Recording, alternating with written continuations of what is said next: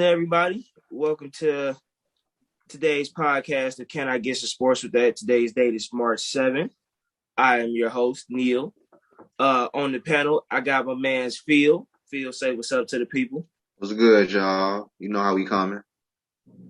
I got the man's Mike himself, wearing a proud Chi-Town Bully shirt. Say what's up to the good people. Y'all know it. What's happening, y'all? Your boy here. And we got my main man, D-Boy, a.k.a. Black Diamond, rocking out with us tonight. How you doing, my good sir? Man, I'm small. I'm thugging. Hey, I'm feeling that Hornets gear. Appreciate I like it. Appreciate it. I am too. All right, Appreciate fellas. it. Well, let's get right out into it. I'm gonna start with the major event from last night. I'm gonna go ahead and start off with the fight first. Let's go ahead and get into this. Really the main event. Let's go ahead and talk about Covington versus Masvidal, and let's get y'all thoughts, man. Let's start off with you, Mike, because I know behind the scenes you had some thoughts that you wanted to share. UFC 272, man. Yep. Covington Masvidal. Well, I definitely went into this, going team Masvidal for sure. So I'm not the biggest Covington fan. I'm just, he decent, but I'm just not a big fan of his game and all of that, So coming into this fight, I really thought, he's gonna get it done, But it happened, so I thought it was gonna go one of two ways. Either he gonna put him to sleep, or if it go the distance, he gonna lose. And that's what happened. It went the distance, and he ended up losing because he not no wrestler. That's That's clear. So. But that's what I did not like about this fight. That's why I don't like it. First of all, y'all can't talk all this trash, how this beef, this a rivalry, all of that, And, if you Covington's camp, you basically come in and game manage and just get a win. Like, that was not the way to do this, bro. You did not show your skills, no way. You didn't even beat him, really. Like, you just sat on top of him for 4 rounds, threw a couple of punches here and there. And, like, it was boring. Like, that's not, come on, man. This supposed to be a drag out, You supposed to go for the kill in a fight like this. This ain't no fight for the, this ain't even a fight for the title. This is a straight beef fight. And a straight beef fight, bro. I'm expecting a slugfest, even some grounded pound. He wasn't even really grounded pound. He was throwing a little shots here and there, but he couldn't really get nothing on the ground going. Just a lot of wrestling around, and I ain't like that. So like that really took away from the fight for me. So I'm really expecting to see a rematch. I know Masvidal want that rematch for sure. So I'm looking to see that. As for Covington, he ranked number 1, and he might get another title fight. He's still not gonna beat Usman if he fight him again, so it really don't matter, honestly, if he get another title fight. But as when they fight again, man, if you come back doing this wrestling stuff, don't talk no trash. Just say you gonna come in and game manage, get the scorecard and get the win or whatever, because that's what you did, and it was trash, bro. The times you stood up, you about got put to sleep. You know what I'm saying? He caught you with a few of them, and hey, you might want to. Hey, well, I don't know what the reports, but he might have some, a little structure damage from the couple he did catch him with, But yeah, that's I don't know, man. I'm sorry that he lost and all, but definitely looking forward to the rematch for sure. I kind of agree with you on that, man. I was really looking forward. Honestly, I wasn't expecting this fight to go past the 3rd round. I felt like 3rd round, one of them was either going to sleep or it was going to be ref stoppage. I felt like by 3rd round, I felt like either one of them was going to put each other down or it was going to be ref stoppage, especially because, like, we've seen Colby Covington not be afraid to go in there and stand up. Like, when it came to Kamaru Usman, like, that's how he almost got the victory against Usman. I was actually trying to stand up with him. Because the more he kept trying to take Usman to the ground, Usman was right there with him. So Covington had to.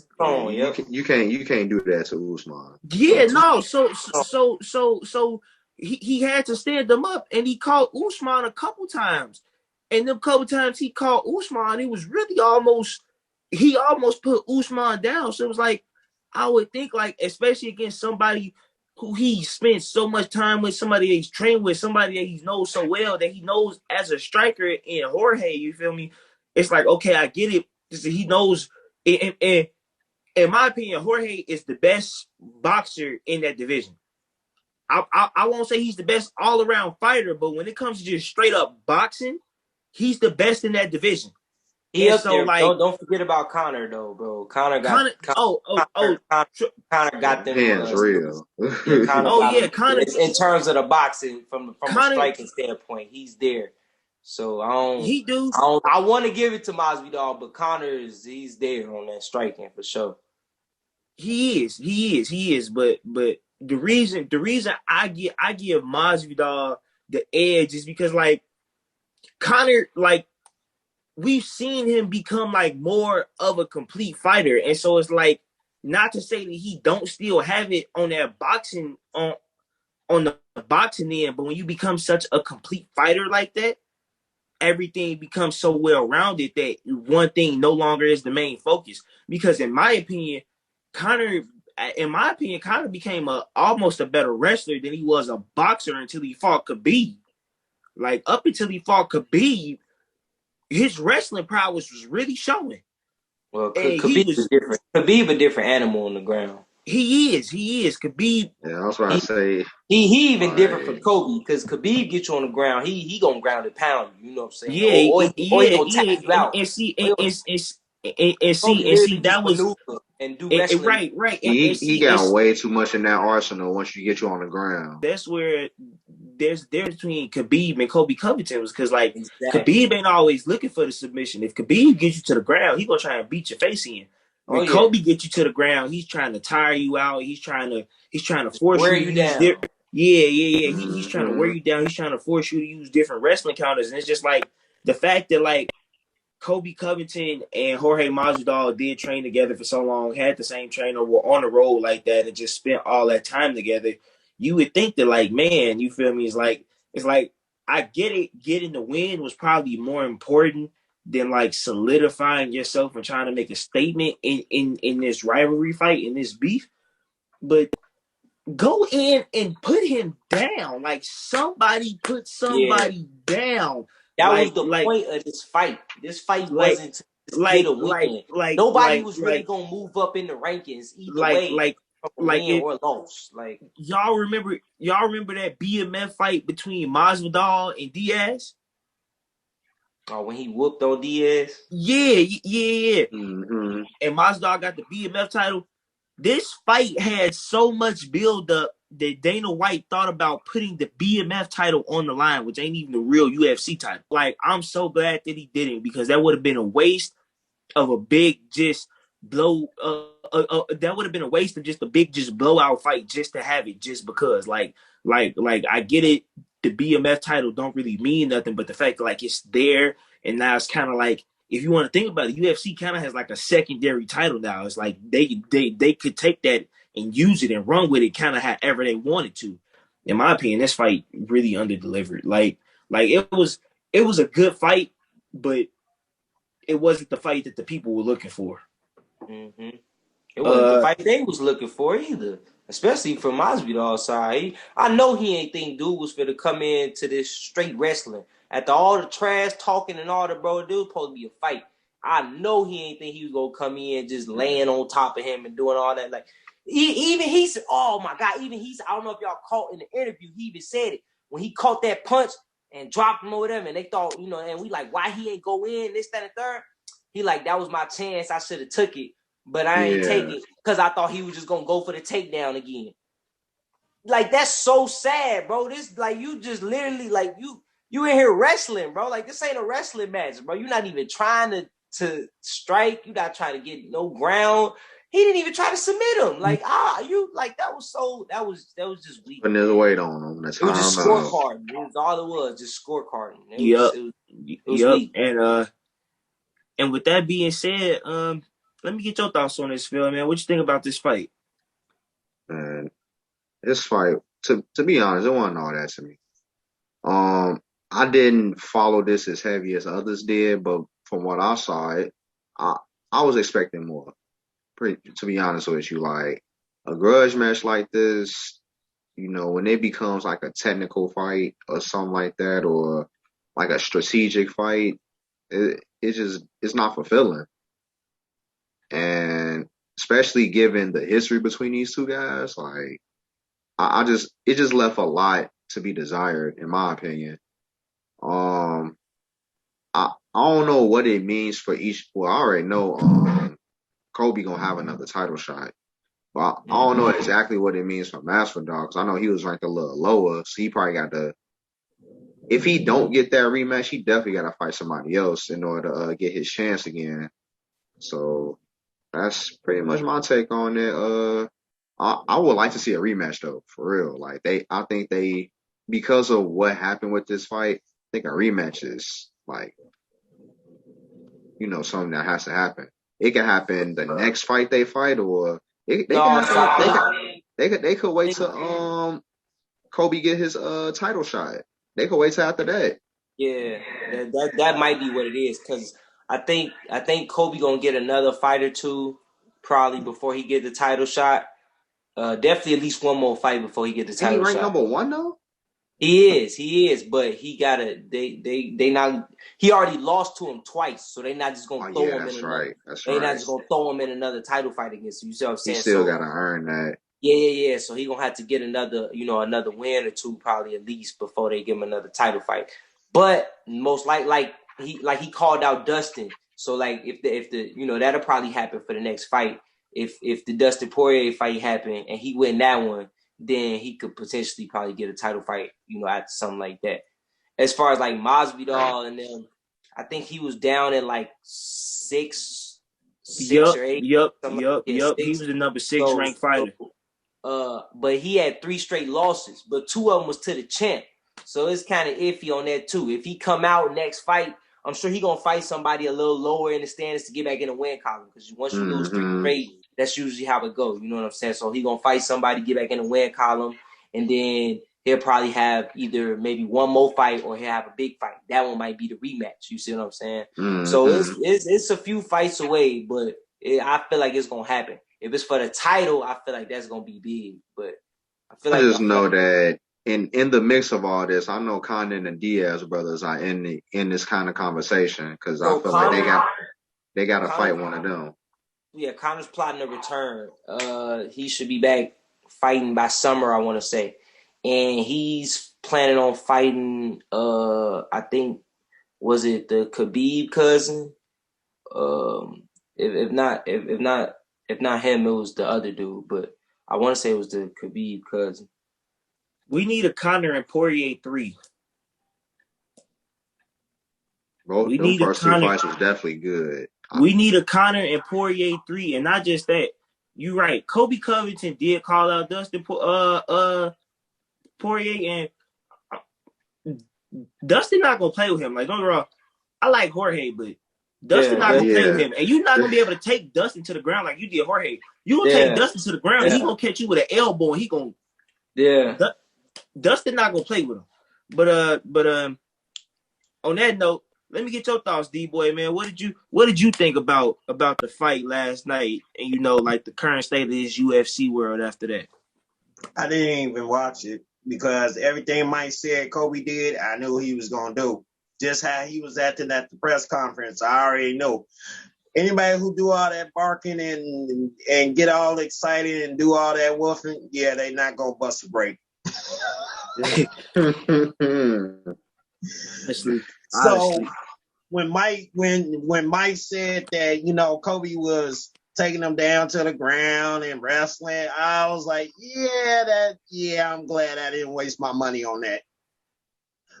So I mean, I don't follow it as heavy as others do, but I did see that press conference, and Mike and Jorge was comical. Like Jorge was really getting under Kobe's skin, if you ask me.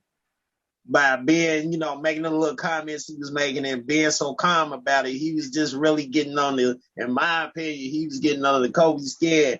Now, Jorge should definitely get a rematch, but to your point, Nail, you right. Dustin Poirier is not gonna play with that boy. If he do what he did last night, he gonna have two shiny eyes. Two. He going to sleep. He Shiny going to eyes. sleep. Poirier gonna put him to sleep. He gonna put him to sleep one of them He kicks. gonna put him to sleep He not gonna play with him, bro. He gonna put him to sleep at with one of them all. kicks. At all. So At I think all. Connor's next fight is gonna be against Makachev.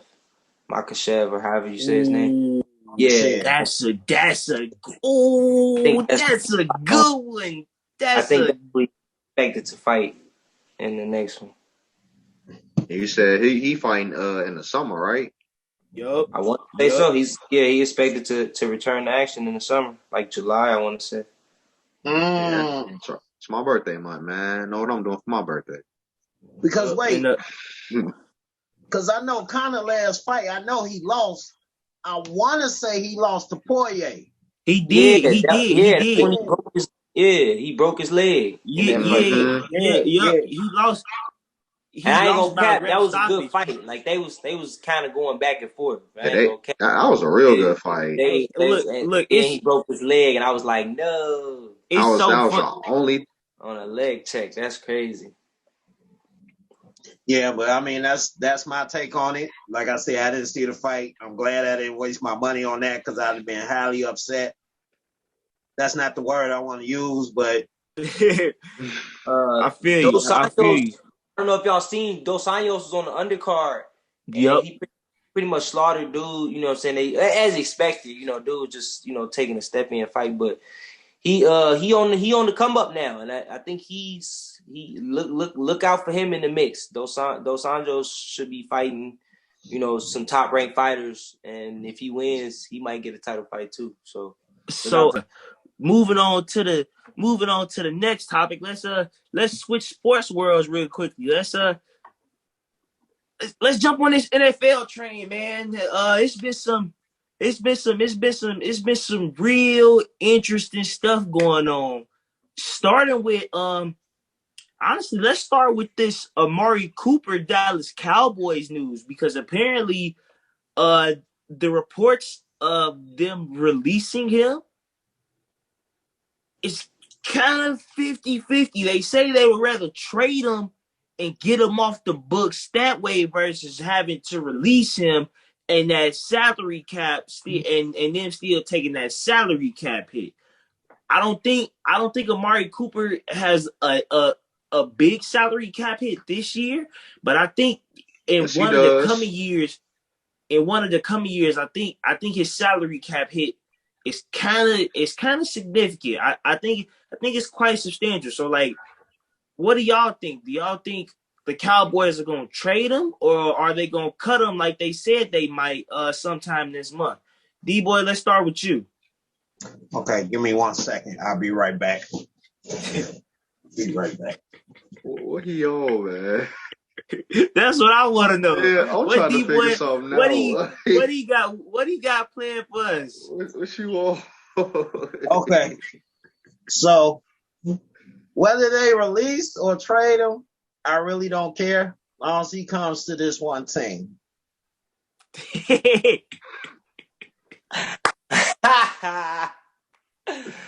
I knew it.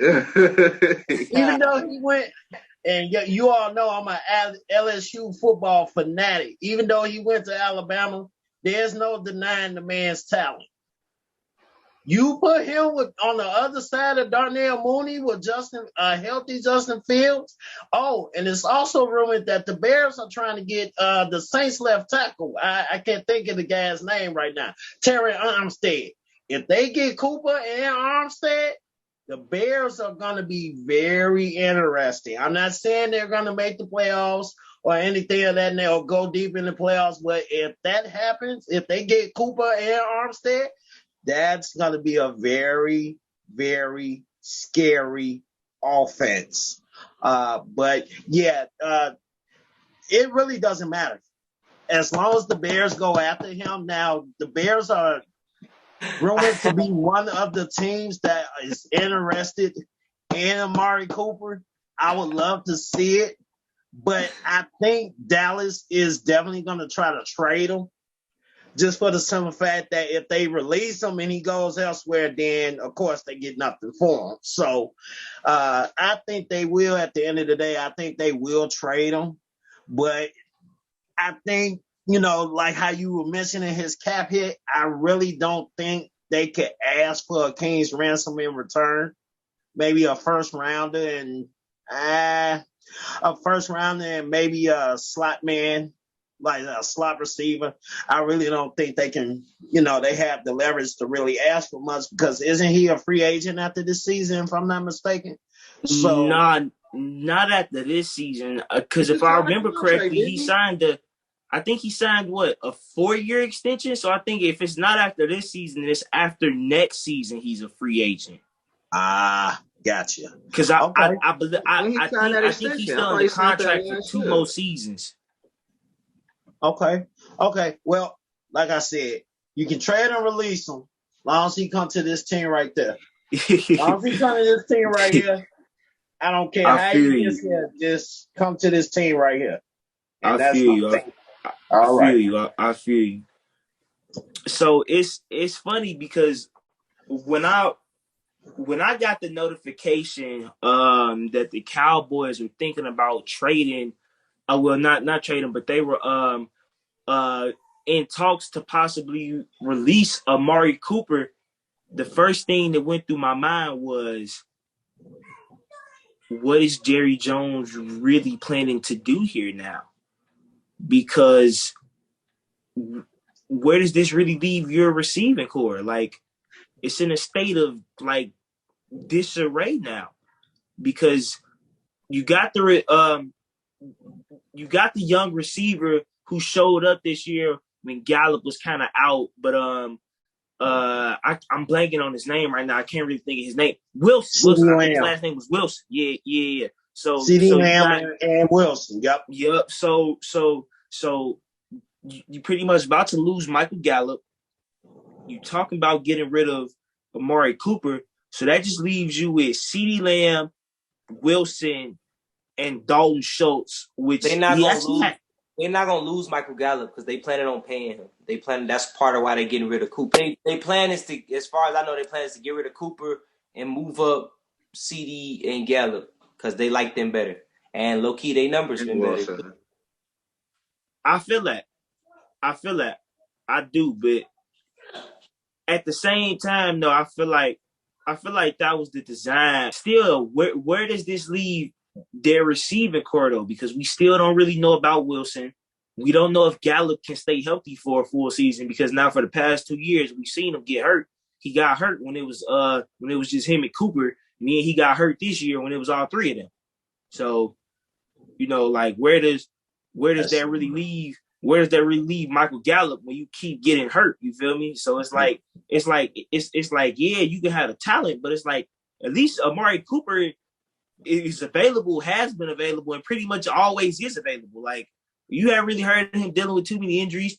He's still a 1,000-yard receiver. Like, I get it. Jerry Jones expected better production out of Amari Cooper when he paid him, but I think he's forgetting that Amari Cooper's really missing an entire year of production because of Dak Prescott's injury.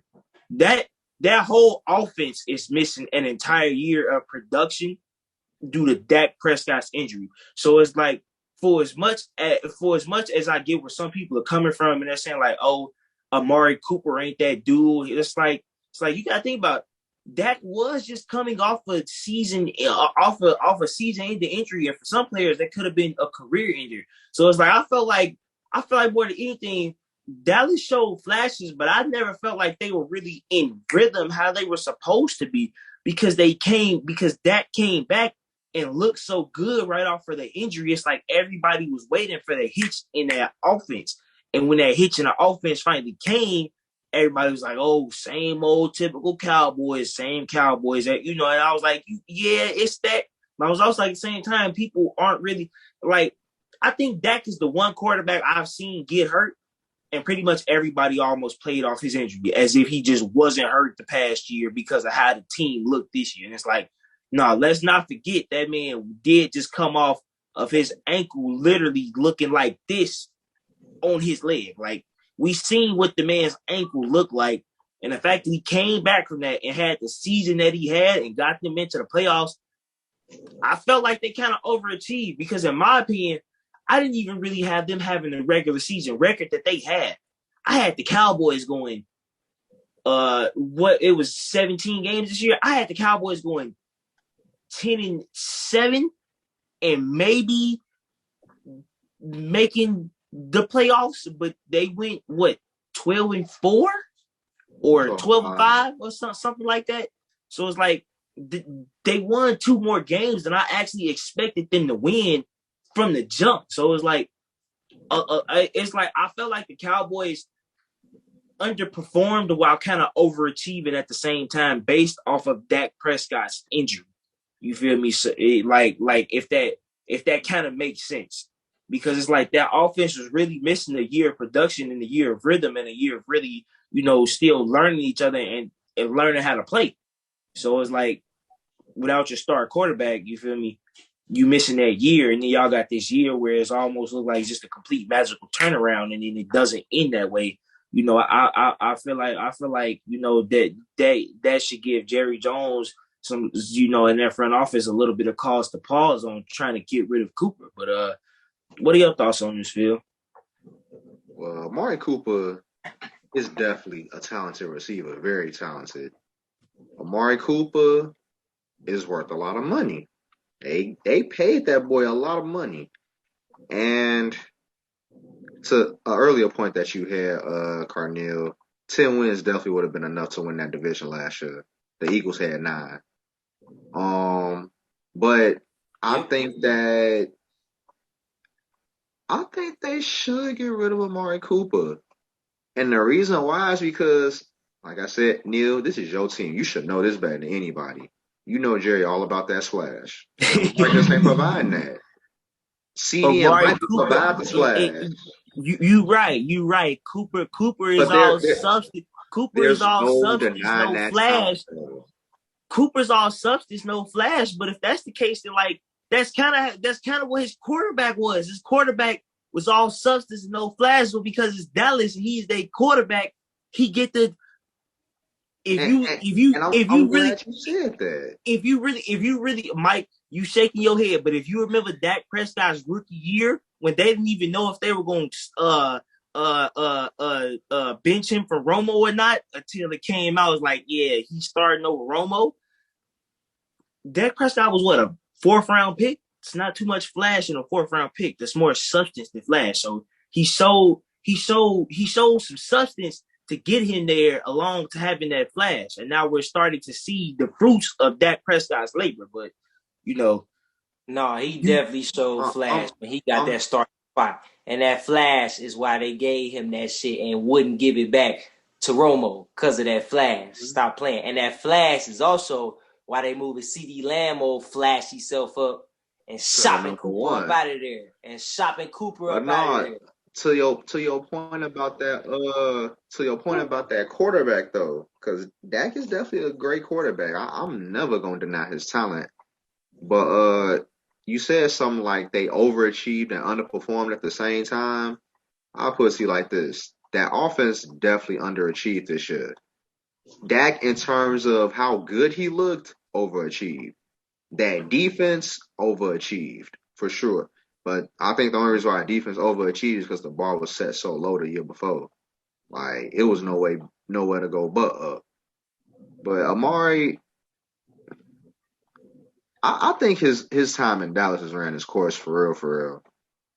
Like, Amari was that guy that Dak needed in order to elevate himself into the quarterback he is right now. And now that he's elevated, I mean, they got better receivers I'm not going to say better receivers.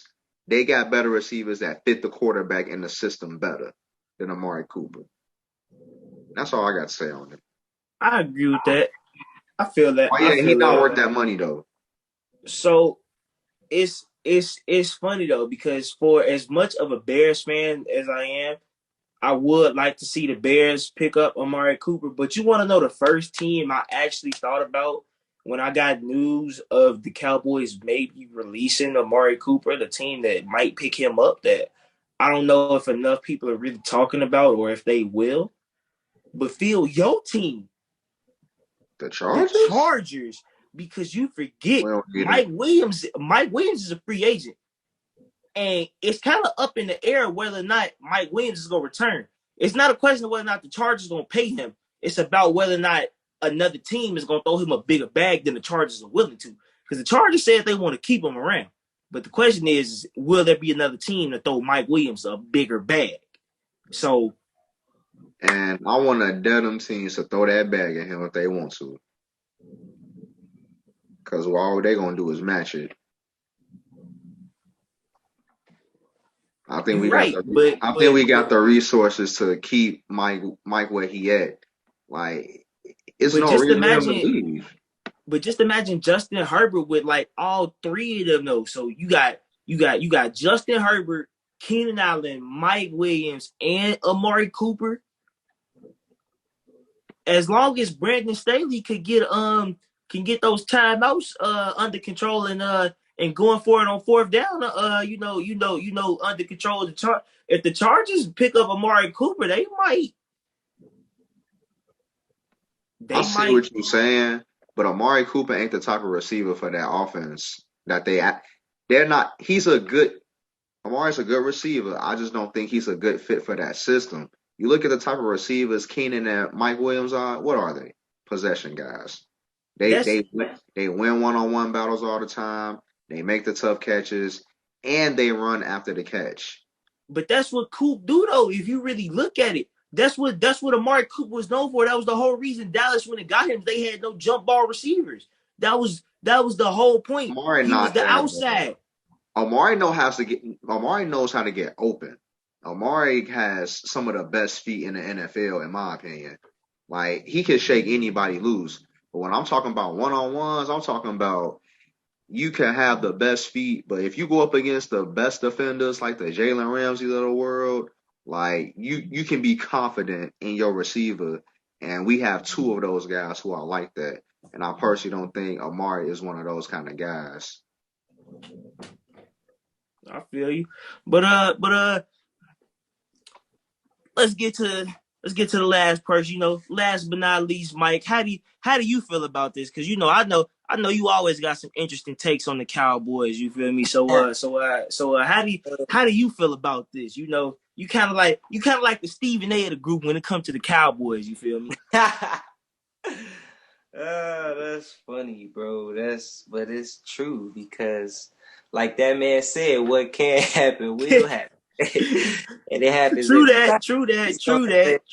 Happens every time. But obviously, I knew they would go keep Cooper. I didn't know if it was gonna be this season or what, but I knew his time was coming to an end. You could just see it. It was like to me, the Cooper situation, especially with like CeeDee Lamb and how last season played out was happening, how the Kamara and Mark Ingram situation was happening. Like, you could see it clear as day. Like, they moving on. You know what I'm saying? They is moving on to the next one. You know what I'm saying? So, but, and to Phil's point, man, as much as I like Cooper and like what he brings to the table, I like them deep ball catches. I like his, you know what I'm saying, how he fight for it in the air. I like all that. Like, he nice. Don't get me wrong. But like you said, he not worth that money. You know what I'm saying? I'm sorry, bro. $100 million, bro. You paid him $100. They paid that man $100 million, bro. That's quarterback money. You feel me? Like, and he not even like Devontae Adams good. But his name ain't Devontae. That's what I'm saying. DK. His name I'm about to say his name ain't DeAndre. His name ain't DeAndre. You know what I'm saying? So like $100 million for that man, I'm like, wow. But I mean, in his defense, he had like 3 straight, 1,000-yard seasons. You know what I'm saying? So I guess it's kind of like, even though he not that, his numbers kind of say he that in a sense. You know what I'm saying? So I guess they kind of had to pay him. But like, if it don't say 1,500 yards, he ain't that. Facts. You know what? He ain't even hit 12. You feel me? So You know honestly, what? I put it to you. I put it to you like this really quickly. Receivers like Amari Cooper, Mike Williams, Allen Robinson, Jarvis Landry. Who else? I'm missing one more name. I can't think. But like receivers like that, those are all second tier 1,000-yard receivers. You feel me? I guess you could say those are receivers that's gonna get you probably 1,000 yards every season. But is it gonna be like the best yeah, style? You know that they might just be scraping 1,000 yards. You feel me? They might have like 1,100 or like 1082 or something like that. But it's the yeah. fact that Cooper they were one still of them. thousand So you yard saying receivers, Amari though. a You number feel two me? receiver? Because all them people you named is number twos. That's what I said. Second Yeah, tier, second yeah. He tier. kind of is. He is second tier number one. He Yeah, is. No, I'm yeah, saying those are number two receivers that he just named. right. Not the first one. Uh, who'd you name Not first? Coop, not Coop, and technically, Allen Robinson has been the number one on every team he's on. That's what I was thinking about. Allen Oh, Robinson. Allen. Yeah, Okay, yeah, Allen. But them other guys are definitely number twos, and Amari Yeah, is definitely better than yeah. Allen. They number twos on the. they kind of the same if you ask me, bro. They number two. They number twos Uh, on the team that they on. If Mike Williams ain't paying Cooper ain't behind already Keenan there. Allen, he's the number one on that Chargers team. Like no ifs ands or buts about it. If the Chargers don't have Keenan Allen, Mike Williams is number one. That's why I threw them all in that category. Because if you remember, Jarvis Landry was the number one receiver down in Miami, but they chose to ride it out with Devontae Parker. I mean, yeah, with Devontae Parker instead. I actually like Devontae Parker a really lot, but I feel like He just lost his spot though to the Waddle. yeah, That yeah, boy yeah, going yeah, crazy. yeah, Waddle yeah, came yeah, through. yeah, yeah. But Waddle is nice, but like that's why like I kind of like with the players I mentioned, I put them in that second tier of 1,000-yard receivers. You feel me? It's like those are receivers you don't mind being your number one, but if you could find a better number one, you feel me? You gonna try and go for that better number one receiver. That's why I put them in that second tier, 1,000-yard receivers, because that's they can why all You know what they they call can people like that? that's they why they can Number let two. CD. That's why they let CD be their number one, and they get rid of Cooper, and they finna pay Gallup to be their number two, and then they got cut that cut. other dude, Wilson, and he gonna be their number, they number three. So, and I ain't gonna lie, I think it's gonna play out better for him in the long run because now they ain't gotta try to. The one thing about Amari Cooper, bro, Dak. And I ain't gonna say just that because Derek Carr was doing it too when he was with the Raiders. It's just when you got that kind of player, you do those kinds of things. But they be trying to force him the ball, man. They be trying to, what I'm saying, thinking he Megatron, and stuff like that. Like, and I don't get wrong, he be having his shines and stuff like that, his flashes, Megatron-esque. But like, no, bro, you can't be force feeding that man the ball and stuff like That that. ain't him. And Dak did that a few times, try to do that, and Derek Carr used to try to do that. Like they definitely try to force feed that man the ball, and it work out sometimes, but most times it don't. You know what I'm saying? So it'll get you some regular season wins, but in that playoff, that man gonna have like 60 yards, and you're gonna be like, what just happened? Well, So, but for me, I guess the question for me is really like D-Boy said, where do he go? And I don't know about him coming to Chicago. I know he like that, but I don't know about that because to me, like we was just saying, he another AR-12. So like I see us in the same boat that we was when we had Allen Robinson. When we got Amari Cooper. Like still ain't no clear number one that's trying to be one. And you know what I'm saying, gonna come through in some games and not come through in big games. So I got something I want to add to that. Well, I guess bolster the point that I had made earlier. Remember when I said that Amari came through for Dak and helped him, elevate himself? I feel like the same thing could happen if he went to Baltimore for Lamar. Not now saying that, not saying that Jackson Lamar good. Jackson ain't already a great quarterback. I'm saying like in terms of him becoming a better passer, a better thrower of the football, Like I feel like that will help a whole He lot. You need have a a guy like target that Amari can Cooper. actually catch. And so you right. Amari Cooper can actually catch. And I I realized what Lamar Jackson's problem is. His best target, his best pass catcher is his tight end. And so when you can't force feed the ball to Mark Andrews on every play and you scared to throw the ball to your wide receivers, then we have a season like this season where he gets hurt trying to do a little too much. Mm-hmm. I just want to see when Hollywood Brown going to establish itself. Yeah, man. Yeah, he tried If he to. hasn't done it now, he never will. So he Man, he only 2 years in the league, man. Give him some more he time. started off this season looking good, but then I think like injuries. I think he got hurt, and then he just kind of reverted back to his Yeah, self from last year. He like I don't know if everybody else kind of feels like this, but it's like when I watch him play sometimes, it's not that he don't run his routes hard. He run his routes hard, but he run them with like a sort of timidness. Like if you kind of watch Hollywood Brown, like I was watching some of them plays. Like I actually want because like I actually decided to pay a little bit of close attention to the Ravens. So like I'll actually like go like watch some of their films and some stuff like that. It's like he wasn't breaking off the line. It's like he could get up to top speed with no problem, but it was about how he broke off the line and how he got up to top speed that his I felt like was release. the problem. No, It's you like absolutely right, Neil. it's like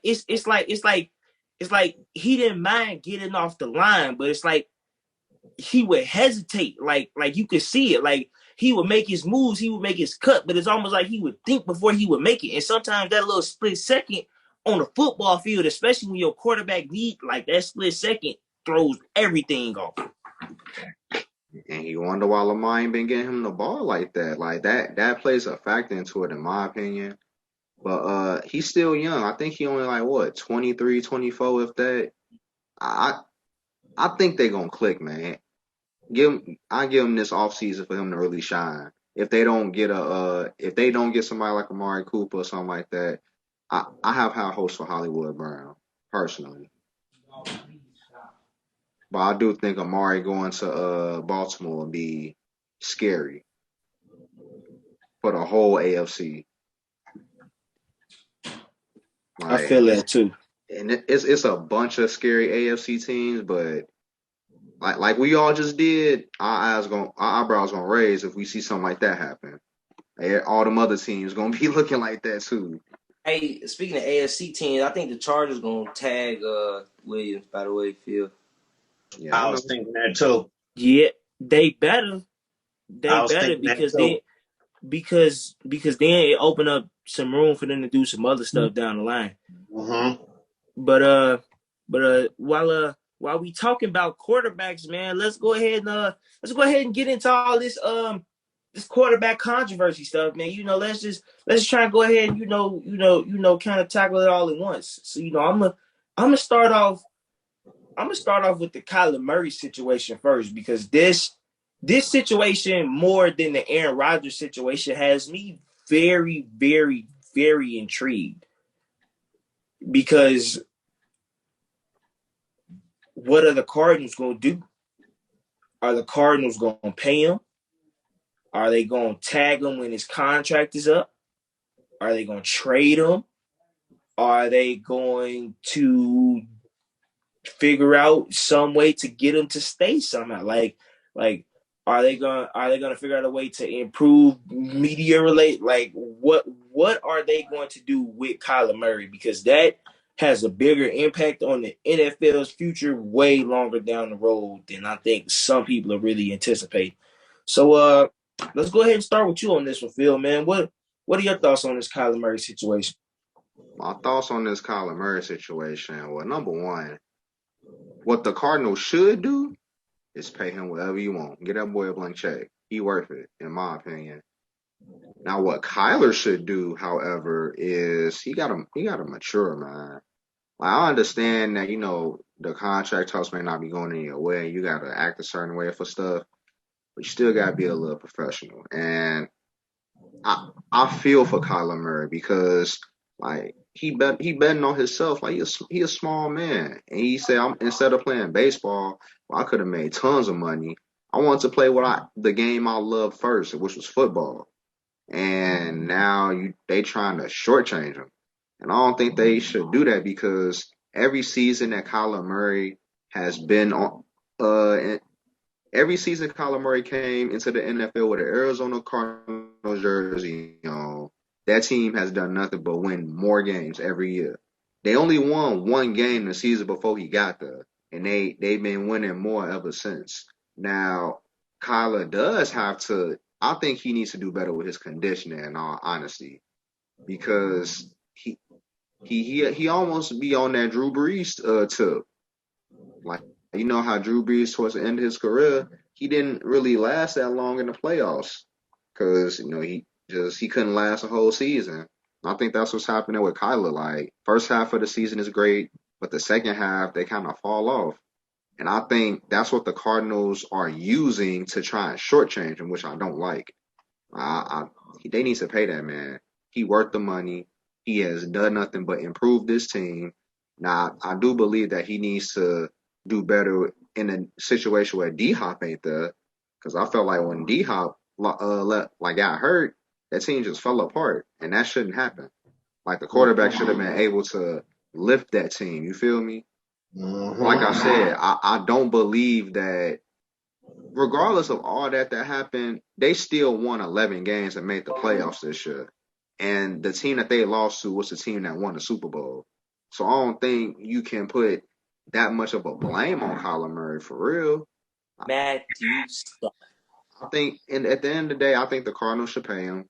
I think they need to mend this relationship with it was a disagreement. I think they could get past that, mend whatever relationship they got, so this team can continue to get better. Like this team is really good, and I like to see how they are moving forward. Like I've really become interested in this team. Now Kyler, I think he's gonna leave him though. I think he's gonna leave that money on the table and go. But that's my spiel on it though. So really quickly before I get into my thoughts though, where do you think he's gonna go if he does decide to leave? If he does decide, I don't know where he will go, but I will tell you where I would like to see him. I would like to see him in man, I want to see him in Denver. They got some dogs at receiver over there, and that defense is real. That offensive line will protect him. Like that's all they need is a quarterback. My only concern is that the Broncos got some big old offensive line, so it might be a little hard for him to see. But I mean, he managed so far. But I would like to see him in Denver though. Okay. So I kind of slightly agree with you on some of the points that you hit on, but the biggest thing that I wanted to hit on was was the fact that Kyler Murray, honestly, like that really like I get what a lot of people said about the offense and what was happening and stuff like that, but it was like I feel like a lot of that was on the coach because the coach didn't he didn't change up the offense none when DeAndre Hopkins got hurt. He kept trying to run the same offense without the same good pieces. And it's like you can't do that. Like AJ Green, he started to look like the AJ Green of old, but AJ Green of old and AJ Green at his best still ain't DeAndre Hopkins. Like, I'm sorry. For as much as I like AJ Green and as nice as he is not DeAndre Hopkins at his best on no day. I'm sorry. But you had AJ Green. AJ Green was looking nice. But then y'all tried to use AJ Green how y'all was using DeAndre Hopkins. And that was where I feel like the downfall of their offense went. Because instead of Cliff Kingsbury trying to change things up, he's like, oh no, well, it's kind of like next man up. And it's like, I get it, you feel me? But this is real life. Like, this ain't Madden. This ain't 2K. This ain't high school or college. Right, like this ain't high school ball. This ain't this ain't JUCO. This not a D3 school. You feel me? It's like you can't lose a player of DeAndre Hopkins' caliber and talent and still run the same offense. And I think that's where the problem lied. I get what you're saying. Yeah, Kyler should be able to overcome all that. And if you really look and pay attention, he really was. But the fact that offense was very reliant on DeAndre Hopkins and just his natural ability shows that Cliff Kingsbury's got still some game planning to do and some stuff to do as a coach. Because like, don't get wrong, I get it when you have a player that's that good and that had those abilities. You feel me? You can rely on them. But your game plan shouldn't be it shouldn't fall upon one person, especially when you have especially when that offense was so good. You got a young tight end that was starting to really make his way. James Conner started to like the James Conner old Chase Edmonds. He started to hit a stride until he got hurt. Like, that team was balling. They had some good offensive linemen, and so I feel like Kyler does have to mature in some aspects, but I feel like a lot of that honestly just came from the fact that they were paired at Cliff Kingsbury and Kyler Murray were paired at the hip, and they were both so young in their respective age groups and what they're supposed to be, doing. You feel me? It's like Kyler Murray is very young for a quarterback, and Cliff Kingsbury is very young for a coach. So when you have a young coach, you got a young quarterback. They're paired at the hip like that. You feel me? I don't think the Cardinals want to break that up. So I think the Cardinals are going to pay him. But like you said, Phil, I don't know if he's necessarily going to stay. And if he doesn't stay, like you said, if there's a team I want to see him with, it's actually, I hate this name. It's the worst name in the NFL. The Washington Commanders. And let me tell you why. They have a defense. They got playmakers on defense. They got Chase Young. They got Ryan Kerrigan. Lucky Ronnie. Say that. First round defensive lineman picks. Like I said, they got Montez Sweat. I believe that's his name. They got a great O-line. That O-line actually did a really good job of protecting Taylor Heinicke this year. It's just, you got Taylor Heinicke as quarterback, so whatever deficiencies your offensive line might have, Taylor Heinicke would just heighten those. Kyler Murray won't heighten those as much. So it's like, they got good receivers, they got good running backs, especially Terry McLaurin. Terry McLaurin does not get the credit he deserves. That boy, that's because he falls off. That's because he falls off. That man fell off in the second half of the season. But that's because of quarterback play, though. That's not his fault. That's quarterback play. That ain't his fault. It was all they played. They all fell off. It wasn't just the quarterback. It was him too. He had a few garbage games, and that was not the quarterback fault. He did. Before we get deep into this Washington Commanders thing, it's one point that I want to tell you, Neil. Your point about Cliff Kingsbury, you're absolutely right. I feel like both sides of that is all true, though. But that was it, though. True that. But it's like you right. Terry McLaurin did have some games like that, but it's like that boy can fly. Like that boy can fly, and his footwork is amazing. You want to know honestly who Terry McLaurin kind of reminds me of? His footwork is not as great, and don't kill me for this, but he kind of reminds me a lot of Chad Johnson, Chad Ochocinco. You feel me? Number 85. In the way he runs his routes, the dexterity he has in his footwork, especially being like such a young player, the way he runs his routes and especially how fast he was. Like, a lot of people don't realize, like, you can have good footwork in the world, but a lot of that footwork don't matter if you can't use your feet correctly and how you're supposed to. And that was one thing Chad Johnson really did. It's like if you like, I would be watching like some of his routes when he run, like, let's say he would run maybe like a post corner, or let's say he was running like a comeback route, the way that man's feet like went so fast and so quick on those routes to just stop on a dime to like I'm watching Terry McLaurin kind of become the same way in some of the things he's doing. But like I said, I feel like also Terry McLaurin he wouldn't have, some of those games where he's falling off. They have better quarterback play. And that's where I feel like Kyler Murray comes into play. I feel like if you put Kyler Murray on that Terry is team, definitely dynamic. you Like, put Kyler Murray on that team, I feel like that team does something. It's like in my opinion, because Kyler Murray did take some hits this year. Like Arizona had a solid offensive line, but that Commanders offensive line last year was actually pretty stout and solid. hell, But they are some of the best defenses in the league. that too. But let's get your thoughts on this, Mike. What do you think about this? How do you feel about the whole Kyler Murray Arizona Cardinals situation going on? What do you think Kyler should do, and what do you think the Cardinals should do? To be honest, I think they all blowing smoke. I ain't even gonna lie to you. I think the Cardinals blowing smoke. I think Kyler Murray blowing smoke. I think they all blowing smoke. I think they gonna end up paying that man, because what else they gonna do? He gonna end up staying there, because where else he gonna go? It's gonna be another 5 years of Arizona trying to win.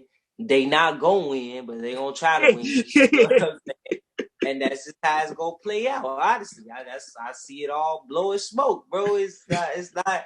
It's just, I mean, they could get one, you know what I'm saying? But I don't see them doing no more than what they did with Fitz when they lost to who was that? Pittsburgh, you know what I'm saying? So like that's that. I don't see them doing nothing more than that at best. Even with the 5 years of Kyler Murray or D Hop, all of that. I mean, I just don't.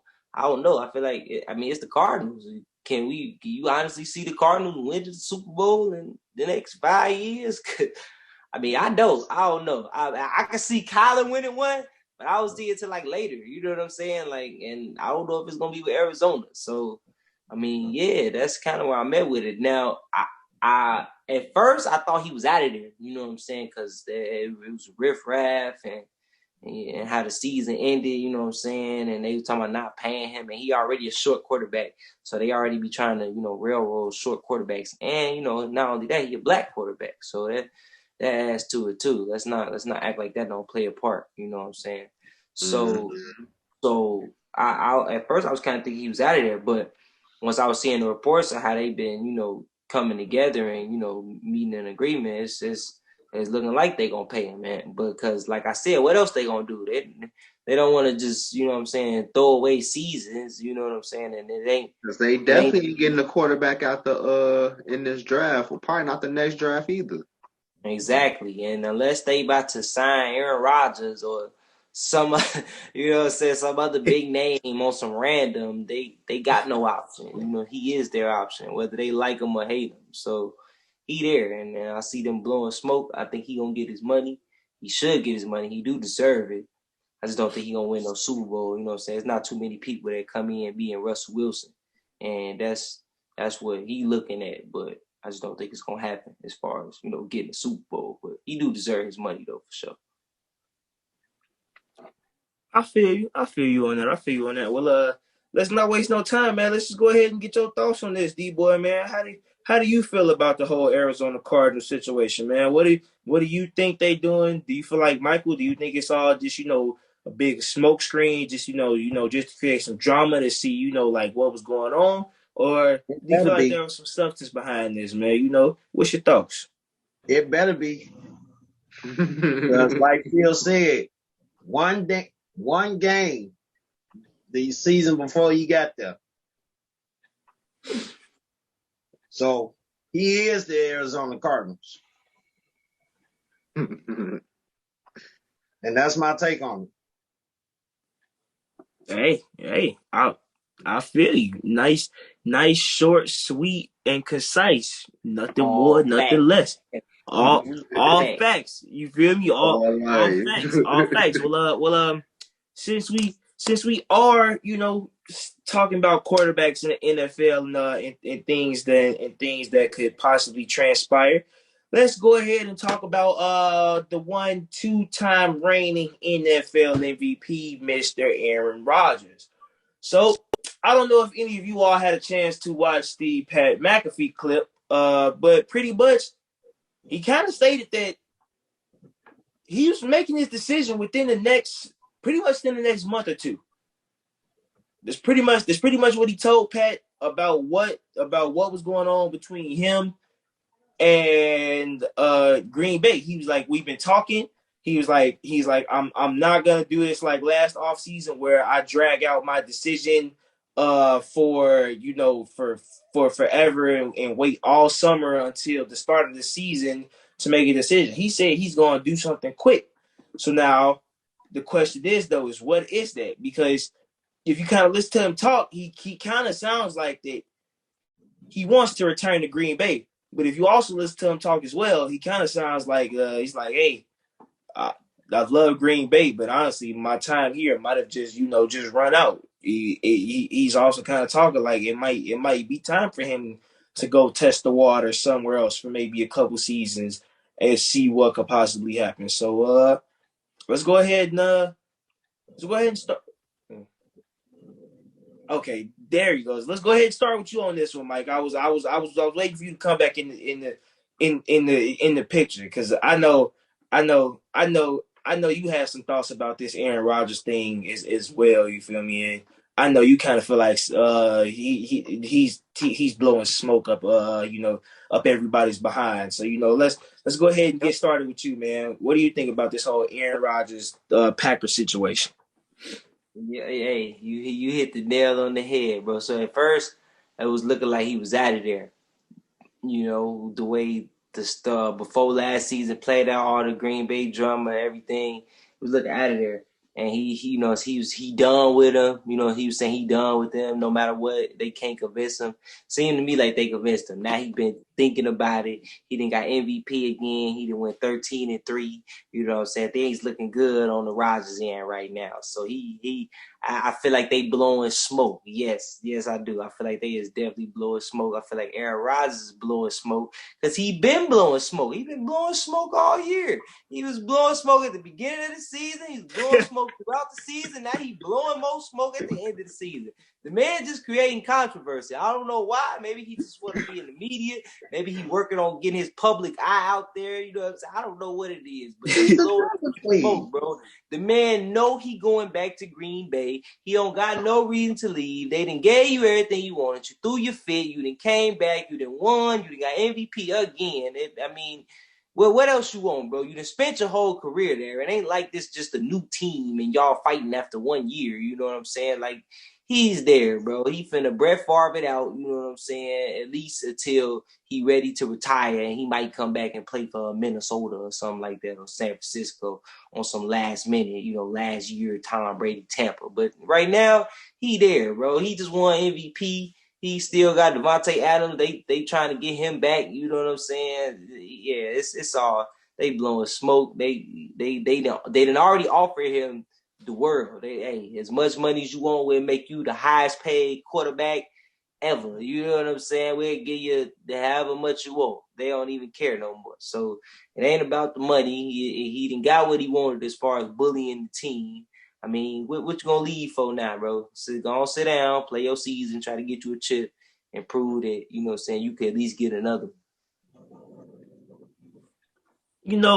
I kind of agree on some parts. You feel me? I feel like to a certain extent, some of it is just a pure smoke screen, just to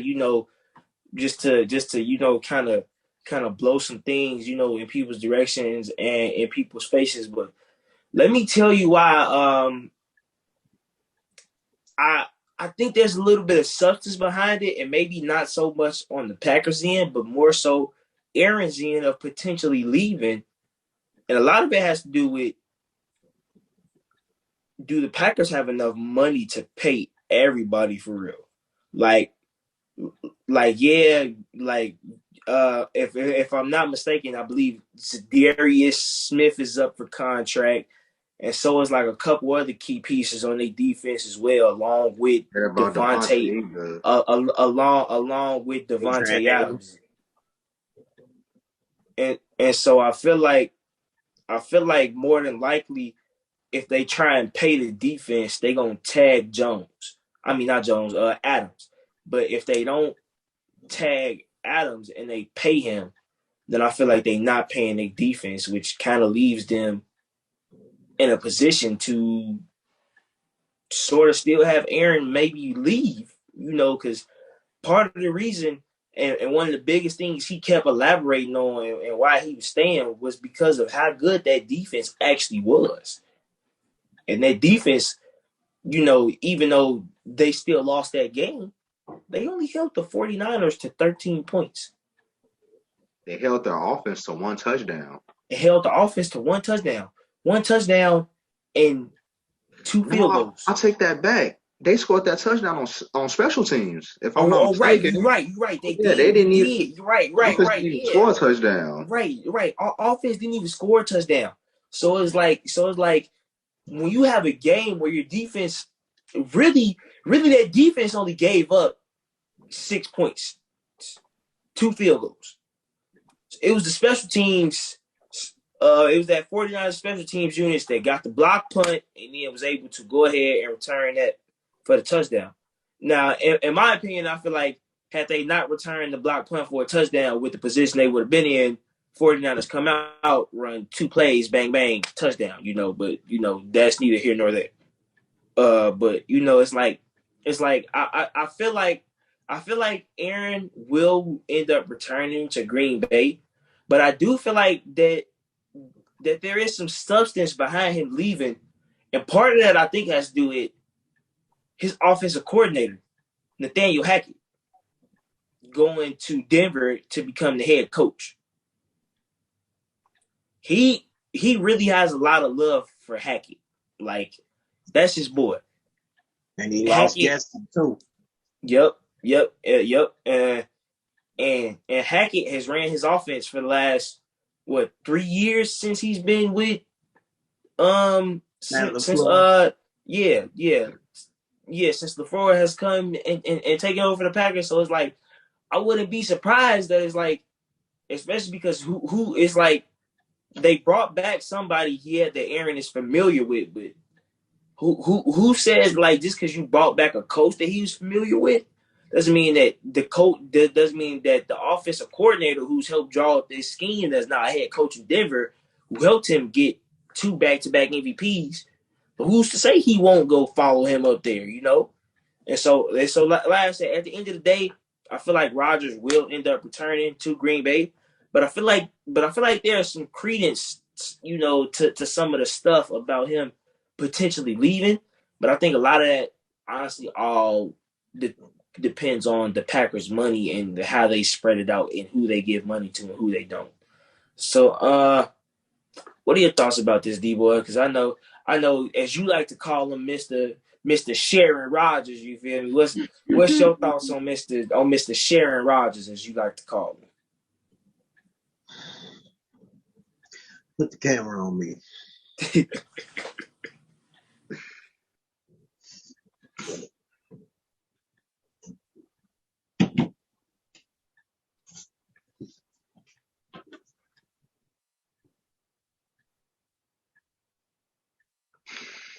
I've never seen in my 35 plus years of watching football a guy be so condescending and self-absorbed. It's disgusting. Like Charles Barkley said, he's that pretty girl in high school that you got to tell every day that they're pretty. Come on, Aaron. You're torn. You're torn on what you want to do. I was torn today on what I wanted to eat. But guess what? I still fixed me something to eat. I still bought me something to eat. You're torn? You're torn, Aaron? What are you torn about? It's You want to go to Denver and win a Super Bowl, or you want to stay your goofy self, goofy, Oh my god. in Green Bay and lose in the divisional round again? It's not hard, Aaron. It's not hard. It's not hard. It's not hard. It's not rocket science. Simple. That's all you got to do. It's either Denver or Green Bay.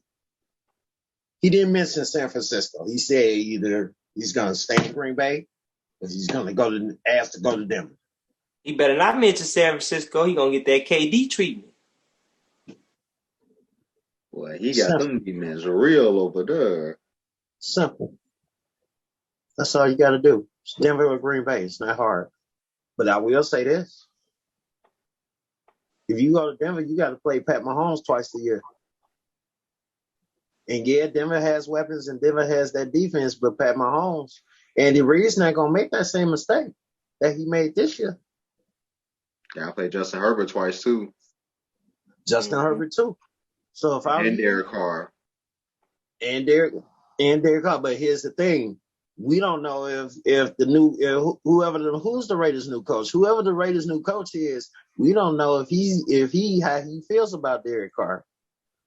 And not just that, I Derek get. Carr had to deal with that with his last coach. I get what y'all saying about the Chiefs. I get what y'all saying about the Chiefs, but let's not forget the Chiefs ain't got no money, and the Chiefs got to pay some of their defense. So if the Chiefs don't pay their defense, if they lose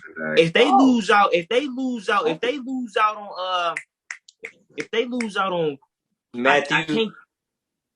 Yeah, Tyrann Matthew. No. Chris Jones. Yes. If they lose out on him, if they lose him on the defense, bro, the Chiefs aren't winning a thing. I don't think Chris Jones really the question though. The question more is Matthew, honestly. But how can I forget Cincinnati? You're gonna see Joe Burrow at some point too. So we were just sticking in the division. We ain't even talking about the whole AFC. I gotta throw Cincinnati in there because my boy Joe. I gotta throw Cincinnati in there. Understandable. But if I was him, don't stay your butt in Green Bay. Chris Jones actually is not an up and coming free agent. When is his contract up? Because I remember. So they still gonna have him this year anyway.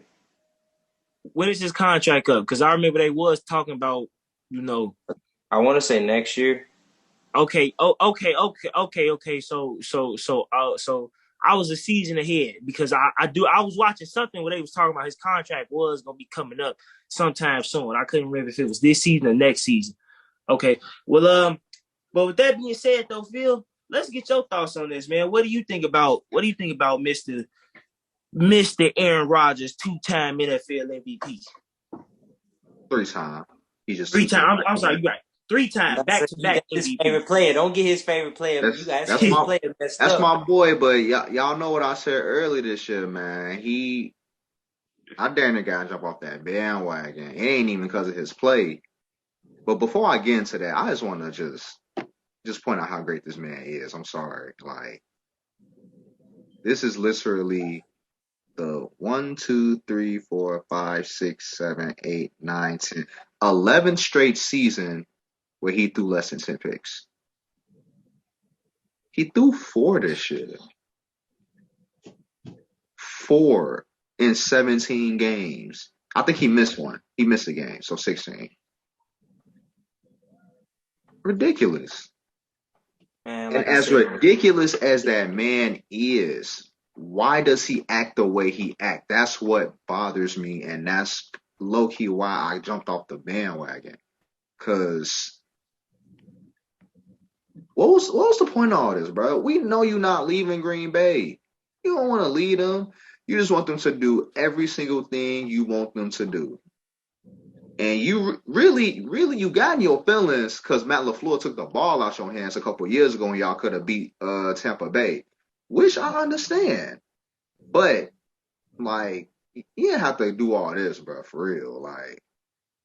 Like Green Bay capitulated to your knees, gave you everything you wanted, and after all the fuss you made last year, at the very least you could have at least made it to the NFC Championship again. You didn't even make it that far.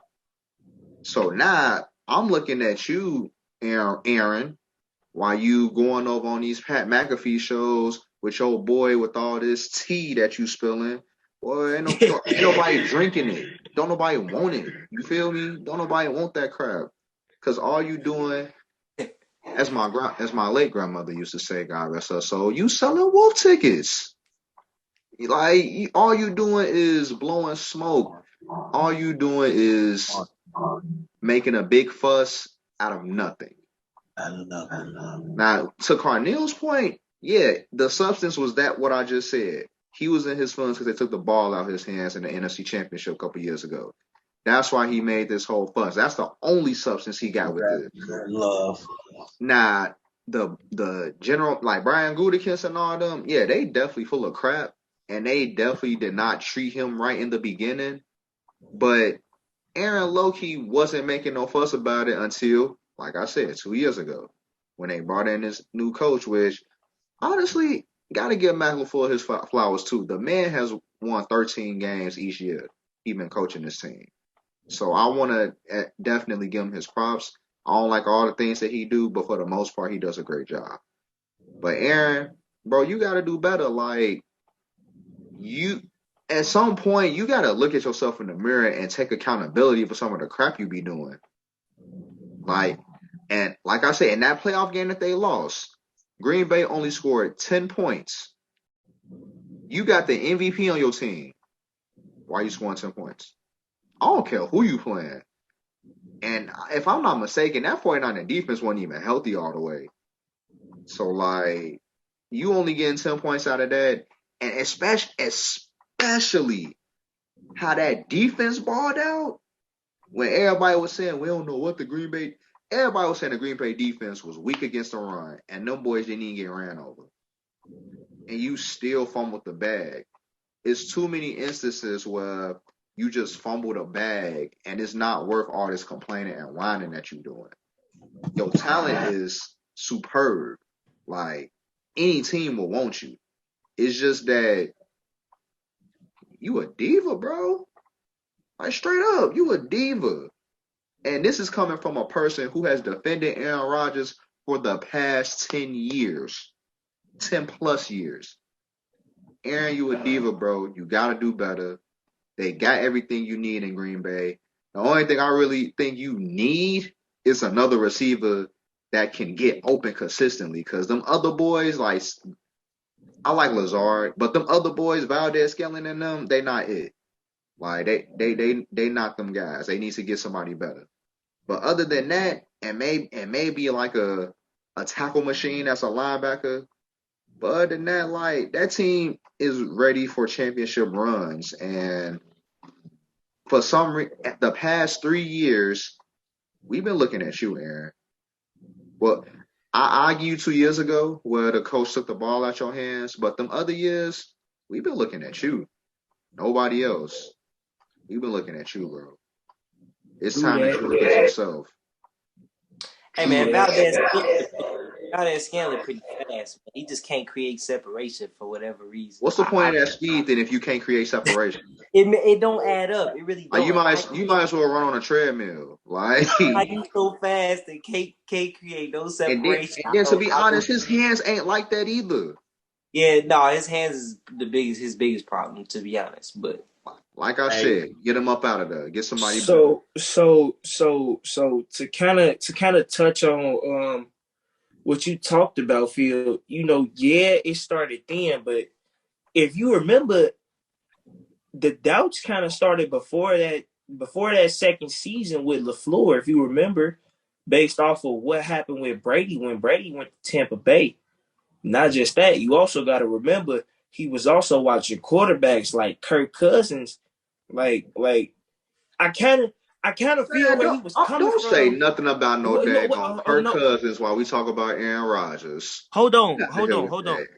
hold on, hold on, hold on, hold on, hold on. I'm about to tell you exactly why why this Kirk Cousins point is going to hit home a little bit Look, man, because you never hit the wall, but go ahead. because there's no reason, there is absolutely no reason in the world that the Vikings were listening to Kirk Cousins' possible suggestions and the Packers weren't listening to Aaron Rodgers. There's no reason why the Vikings head coach was going to his quarterback to talk about one, to talk about play schemes, to talk about like the fact that like you actually were hearing about how the communication between some of the other coaches and their quarterbacks was a little bit better than Rodgers and LaFleur's was is a big problem. So that was either on the coach that year or on the player that year. But something went awry to where they didn't match up with each other at all. That goes into my point with saying that they full of crap. Because I do understand that, they don't be treating him right all the time. But like I said, he didn't really make a fuss until that NFC Championship game. Like, he was dang near fine with it. True that. But looking at the time, you feel me? It's almost about that time. But we got time for one more thing. So let's go ahead and get to this NBA, discussion because let's talk about how That whole let's try and get both man. these things in, okay? Because I really want to touch on these as well. Let's talk about how Philadelphia has been 4-1 since the trade, and let's talk about how LeBron and Westbrook is at odds right now. And Westbrook don't really want to continue to be a Laker. LeBron did just drop 56 and help them get the win, but apparently all is that's supposed to be the City Angels. Well, right now it don't look too heavenly over there in the City Angels. You feel me? It seems like there's a lot of trouble in paradise. So we gonna go ahead and start with you on this one, Phil. Since I know you got some really big thoughts about Philly's success so far, and then about your boy LeBron. So let's go ahead and start off with you.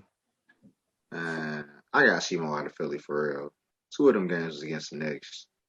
And I forgot who they played the last game, but actually, no, the last game was pretty good too. But I just got to see more out of them. Like, the talent is definitely there. Like, it's definitely scary. It's just got to see how the rest of the season play off of them too. Honestly, I think they second or third in the East right now. Yeah, they made that jump. Like, they're going to be a team to deal with. Like, and when the playoffs come, I just want to see more out of them. And honestly, based on them 5 games I have seen, definitely exciting. Like, I like what I see. I just want to see how they play when they play up against teams like the Bucks, like the real. I think they played Miami. I think they lost to them. But like, I gotta see them against the Miami's real. down. Yeah, I gotta see them against the real dogs in the East.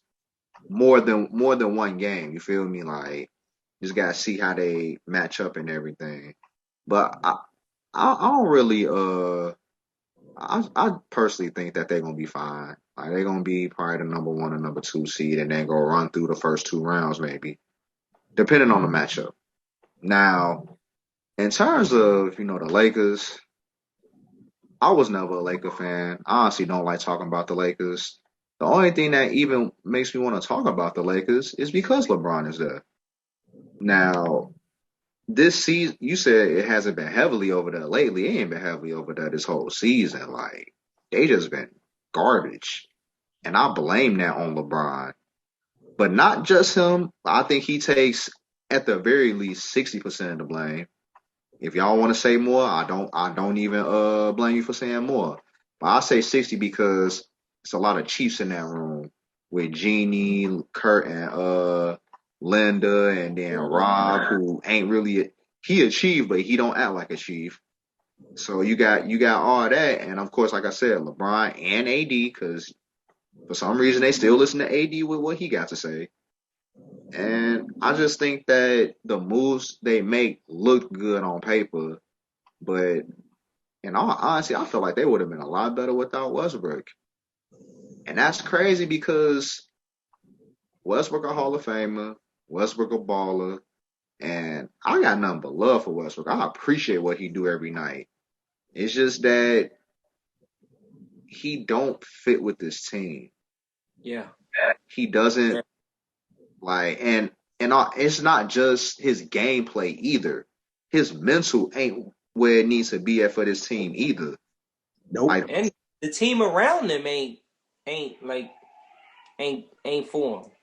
Really? Think Nope. about all the it's type of not. teams It's not. think about the type of teams Westbrook That, played with, and this team, this not it. but you gotta Not at think all. every other team Westbrook played with, they built around Westbrook. This team wasn't built around Westbrook. This team was built around LeBron and AD. And when you throw, I feel this is exactly how I feel about it. When you just throw Westbrook in there, who just let him do what he do, like either you gonna have Westbrook and have him play a certain way, or you're not gonna have Westbrook and he gonna do whatever he wanna do. You can't have Westbrook and let him do what he wanna do. That's how I feel. I understand the point where, you want to make LeBron's job easier so, he ain't gotta be the point guard the whole game. Definitely understand that, but I just feel like it was better options than Russell Westbrook. I felt Like like Rondo. yes, could it? Well, Rondo wanted his bread. Like And they I didn't would want never, to I never blame. No, I'm saying that's why they couldn't keep Rondo. they could have though. They could have paid that man. They wanted to get players like Westbrook. No, they traded for him though. That They that's they my point. traded for him, but I Regardless, they personally paying that I contract. personally That's felt my point. like they would have been better off trying to get Kyle Lowry. I Yeah, that think was a Kyle Lowry would have been he would have been a way better great fit. fit for that team. Like, he would Mm-hmm. have been everything that they needed for real. But also I think on the last game the game they played against the Warriors, and yes, LeBron probably he had his best game of the season. That was vintage Bron that I saw against the Warriors. But what Definitely. people ain't paying attention to, Westbrook Loki had one of his best games of the season that game too. Like Definitely. he played extremely well. Low turnovers, efficient, getting Yeah. everybody involved, and he let Bron be Bron. Like you couldn't have asked, and he was playing defense. You could not have asked more out of Westbrook in that game. But in terms of the state of the Lakers, them boys' season is cooked. They'll get to the play-in game. They might win that. But whoever they play in the first round, whether it's Golden State, Phoenix, or Memphis, they getting cooked because they just number one, they old and they don't play defense. And they turn the ball over. You ain't beating nobody you ain't beating bad teams like that. You feel me? But LeBron is great as always, but I do want to point this out about him. His plus minus has been absolutely horrible this year. Like even though he's been going crazy, like in terms of if you look at his plus minus, horrible overall. It's horrible, and I think that definitely has something to do with him. Uh, this whole season, like I said, is a lion's share of the blame is on him because let's be real, that nigga called the shots. I don't like it personally, but for the Lakers, if he was on any other team, I wouldn't care. But for the Lakers, he shouldn't be calling the shots there, in my opinion, because they have too much history and too much they. It's a great franchise. They got 17 championships. They know what they doing up there. Well, it look like they don't right now, but you know what I'm saying. That's all I got to say though. And you know what, Phil? I kind of, I kind of agree on some parts. I'm gonna try and go ahead and get through this. But I kind of agree on some parts. You feel me? I feel like I do need to see just a little more out of Philly. But I feel like what we seeing now is what we gonna get from them in the playoffs as well. And that's part of the reason because James Harden has never played with a big for real. Like, yeah, he played with KD, No, he but played with bigs. He ain't played with a big like Embiid. Right, and that's what I mean. Like he hasn't played with like an actual dominant big, like somebody who is going to take up that space at the top of the, at the top of the lane. You feel me? While James Harden's out there operating on his own at the perimeter. So now James Harden can actually do exactly what he wants to do: dump the ball off down low and ISO, which Doc Rivers and Philly and Joel Embiid have no problem with from the jump, which is why I feel like, you know, James Harden wanted to be in Philly from the start, if you ask me. I always knew James Harden wanted to be in Philly. I always knew James Harden wanted to be in Philly based off of what happened in Houston. I won't even just say what happened with the Nets. Because if you remember what happened in Houston, really his number one trade destination was Philly, but Philly wasn't trying to give up Ben Simmons at the time. Because the only way Houston was gonna make that move, Houston was like, we ain't gonna lie. Houston was like, we'll trade him, but you got to give us Simmons. Houston was like, we'll trade him, but you got to give us Simmons. And Philly wasn't willing to waver on that at the time. And so it was like, then, other trade options became available. And then next thing you know, boom, he traded to the Nets. Hard trade. And then we have that. And, it was never really got to be what it could have been because of injuries and then other, underlying circumstances. Not gonna get into that too much. But one thing that was very interesting to me from the start, as y'all know, I'm a very big Westbrook fan. Westbrook is my favorite player in the league. He has been for quite some time now. And even I knew that this Lakers project and experiment wasn't gonna work. And a lot of that is because they are listening a little too much to LeBron. But also, as messed up as this may sound, the death of the Mamba had a lot to do with that. Rob Pelinka lost a lot of credibility in the Lakers organization because if you read the reports, nobody in that organization really respects him, especially after Kobe died. They say he pretty much lost all of his respect. And so it's like, as a GM, when you lose your respect from the higher ups, guess what's going to happen to the people who are technically below you as well? They ain't going to have no respect for you neither. And when you got people like Linda and Kirk Rambis helping make basketball decisions and taking advice from LeBron, I'm sorry, but that's only going to get you in so many places. We've seen the team that Kirk Rambis put together in the past before. It was not a good Lakers team. Oh my goodness! It was not a good Lakers team at all. This ain't Kirk Rambis. This ain't his first go round. Being involved with the Lakers in some form, shape, or fashion. And the very first team he put together was terrible. And this team that he's kind of helped constructed now, or whatever part he's played in it, is now starting to look very bad as well. And it's just like, when you lose credibility because your number one most credible source, is messed up as this may sound, has passed away, that leaves a lot to be desired for that Lakers front office and organization and how they really view people. Because if there's no Kobe, you never get Rob Pelinka in office. Rob Pelinka's relationship with Kobe Bryant is literally what got him that front office job. Wasn't about the fact that Rob Pelinka knew how to go out and be a GM or search for talent or do anything that. No, he was Kobe Bryant's agent. He wouldn't be a player agent to having control over an entire roster. Crazy, I saw fault with that from the jump. I get it. Magic didn't stay, and he left because of the underlying circumstances with Rob and things like that. But the only reason there was those underlying circumstances with Rob was because of Kobe. Rob had, it's crazy to say this, that Rob had more pull than another player that also brought them 5 championships. Like, yeah, Kobe brought y'all 5, but let's not act like Magic pretty much didn't bring y'all like y'all first original 5 as well. Like, come on now, Magic had a big part to do with that. And it was like the fact that Pelinka pretty much had more pull in that Lakers organization at the time because of Kobe.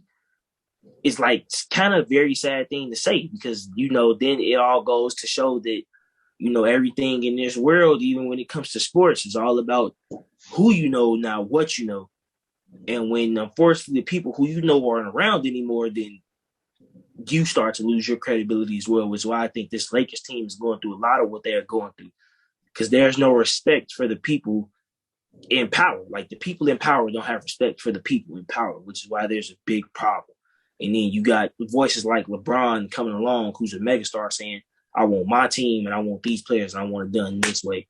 So I feel like that's just a big thing going on with the Lakers. It's like nobody really has any respect for anybody around there. That's kind of what it seems like.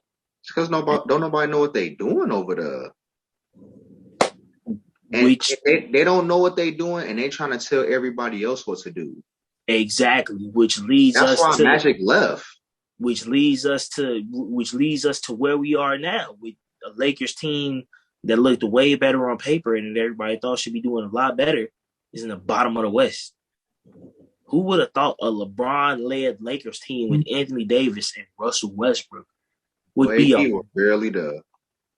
Still, yeah, he's been barely there this season, but still, like, who would have thought a LeBron-led team with Anthony Davis and Westbrook would be a bottom, not even bottom 5, they are a bottom 7 team in the West. Like, it's just crazy. But let's go ahead and get your thoughts on this, D-boy, because I know you got some real strong thoughts about Harden and Embiid as well. So let's go ahead and get your thoughts about this whole Philly and Lakers situation. Okay. All right. So I don't care for either player. I think both are quite red-nosed. But I give it to them. They balling. They 4-1. I give it to them. My question is, I didn't see the Miami game last night, but I did watch the highlights. You better hope you don't see Miami in the playoffs. Because Bam Adebayo, he coming for Embiid head. He shut that man down last night. Or should I say 2 nights ago, excuse me. He shut that man down 2 nights ago. So, yeah, like I said, they 4-1. They got a nice little team. They got a game tomorrow that they should win because they playing the shorthanded Bulls team, so they should definitely beat them.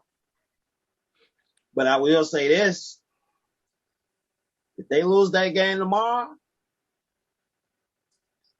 or better yet, if they lose that game tonight, excuse me, they play tonight. If they lose that game tonight,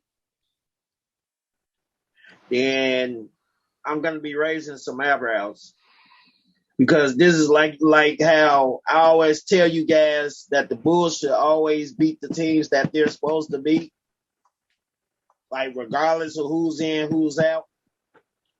And this is no disrespect to the Bulls, but for whatever reason, they do not match up well against Philly. This is a game they should win. This is a game that the Bulls shouldn't win. But nonetheless, like I said, if they see Miami in the playoffs, that's going to be a problem. Because Kyle Lowry can definitely give Harden problems. I'm not saying he'll completely shut him down. I'm definitely not saying that. But he would make Harden earn every point. And Bam would just about shut Embiid down. Embiid would, I think Embiid only had 10 points and he was 4 for 15 in that game from 2 nights ago. So Bam is like the prototypical idea of a lockdown center. Like, the man, he can defend inside, outside, he can defend the wing. But I know this is a Harden Embiid topic. If they don't like to Phil's point, what are you gonna do when you go up against Miami, or when you go up against Philly? And I would even say, what are you gonna do if you run into Brooklyn? If they got Ben Simmons, what you gonna do when you run into Brooklyn? Because Simmons is definitely gonna guard Harden, and we all know Simmons is Clamp City. So now, as far as the Lakers are concerned, I'm just gonna end my take with two names: DeMar DeRozan and Alex Caruso. That's all I gotta say about that. The third name is Buddy Hield. All right. Well, we gonna DeMar leave it at that. DeRozan, Alex Caruso. All True right. about Buddy Hield. We gonna go ahead and leave it at that for you, D boy. Mike, let's go ahead, man, and wrap this up with you, man. You're gonna be our last thoughts for the day, man. What are your thoughts on this whole, Philly situation and what's going on with the Lakers? I think Philly gonna be a problem. I think I like the combination. You know what I'm saying? Embiid, Harden. I like how it look. I just Harden gonna choke eventually as he does, and it'll go from there. Embiid will show up, but let's hope he don't get hurt. Lakers. Yeah. Westbrook need out of there. You know what I'm saying? But the only thing about that, I'm just like, what's the next for Westbrook? Honestly, I mean, we all kind of agree that he need out of there, and it's not a good fit for him. But like, what's next for him? Because right now he slowly turning into a journeyman. Like, he's gonna be on a different team every year. Like, what's the goal? Is he playing for a championship? Is he playing just to play? Like, I don't even know what the goal is. I really don't. I don't even know where would he go next and for why. Like, why would he go there? Like, I don't know the end game, the goal, you know what I'm saying, for the next couple years as far as Westbrook goes. So I'm not sure. But the Lakers, they got to figure it out. LeBron probably will be there. So everyone else, you know what I'm saying, will have to figure it out because they may or may not be there. LeBron is there, So I'm guessing LeBron gonna be there. By the way, he finally showed up last night with that, 56. I've been waiting on him to do something like that because for a while it's been looking like he needs to retire. So it's good he gave us something to show that he still need to be playing. I ain't gonna lie, because I was a little nervous for him for a minute, but that 56 showed me, hey, you still here, you still something. You know what I'm saying? Play some ball, stop playing. So. But the Lakers, they lucky if they make the play-in tournament, you know what I'm saying? But I do think if they make the play-in tournament, they might make some noise because it's LeBron in the playoffs. You can't doubt LeBron in the playoffs. He gonna make some noise regardless. So don't count him out. But they're not gonna win no chips or nothing like that. But don't count him out too soon. That's what man just started playing. Like, he ain't averaging 29 a game. Alrighty, well, I think that's about it for today, fellas. It was excellent. Had a great time doing the show with you all as always. For you all tuning in to this episode, please don't forget to follow us on Twitter at Can I Get Some Sports with that. As always, if you're watching this on the YouTube page, don't forget to hit that like button, leave a subscribe, and go ahead and press that notification bell. And also go ahead and check out our Facebook page at Can I Get Some Sports with that. I'm your host, Neil, signing out for the night, and so are the rest of the fellas. We will catch you all again on the next one. Stay blessed and less stressed.